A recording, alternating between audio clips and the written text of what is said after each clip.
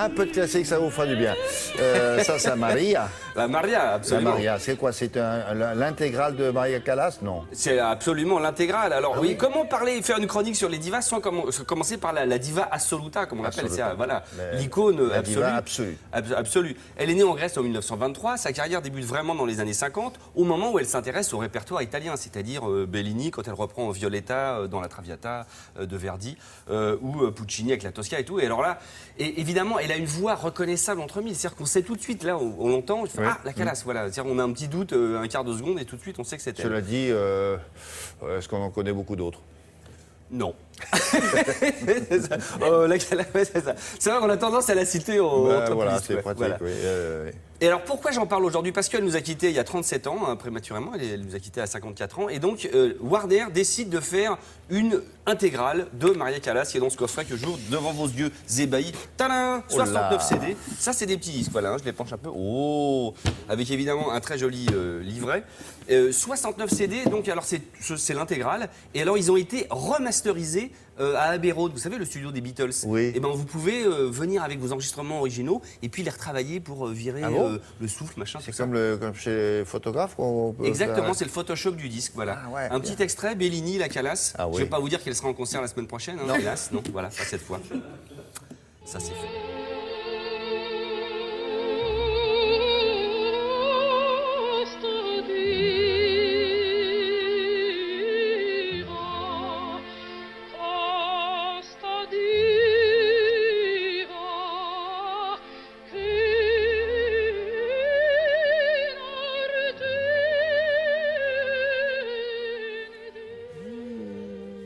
Oui, c'est vrai.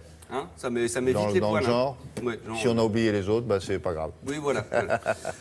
On continue toujours Diva avec Patricia Petitbon. Alors Patricia Petitbon, elle est rentrée fin 90 à l'opéra, voilà. Ce qui est incroyable, c'est que là, sur ses à peu près 15 ans de carrière, on voit qu'elle a à peu près tout essayé. C'est-à-dire à la fois le répertoire classique, le répertoire plutôt baroque, et même la chanson française. C'est-à-dire, c'est extrêmement intéressant. Comme le prouve son dernier disque, c'est son 10e album qui s'appelle La Belle Excentrique, qui est ici. Alors qu'est-ce que La Belle Excentrique? La Belle Excentrique, c'est une œuvre écrite d'un groupement de chansons, voilà, écrite par Erik Satie.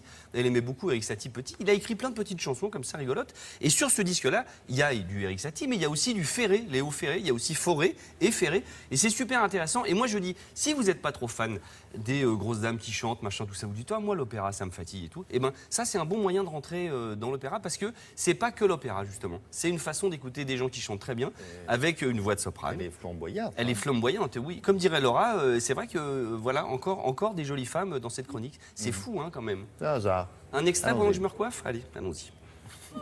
Paris, Paris joli, qu'un jour décrit l'amour, oh, la charmante chose qui turbine mon rose pour Paris.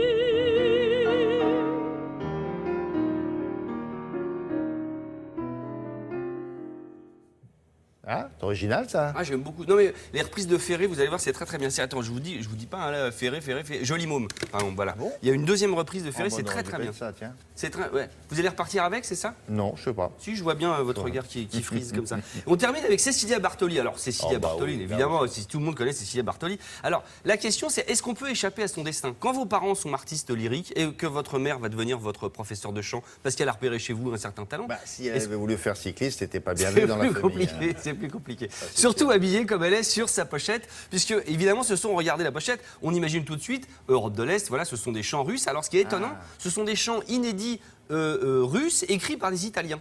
Et inédits. Ah ouais, et c'est vachement bien. Un extrait? Oui. Je fais court, on me dit qu'il... Hop, je fais court. Ah bah non, il n'y a pas d'extrait.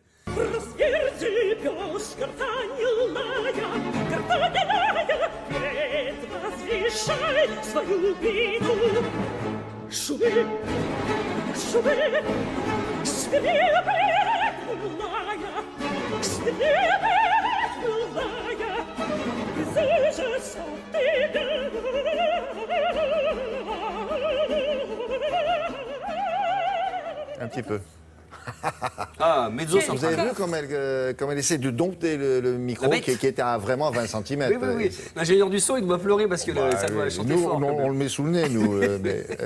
Mais elle a la même tessiture que Maria Callas ou pas? Non, mezzo soprano, Callas soprano, elle mezzo soprano, mezzo à moitié, c'est un peu en dessous. Voilà. En dessous. Après, vous avez la colo soprano au-dessus. Enfin, voilà. D'accord.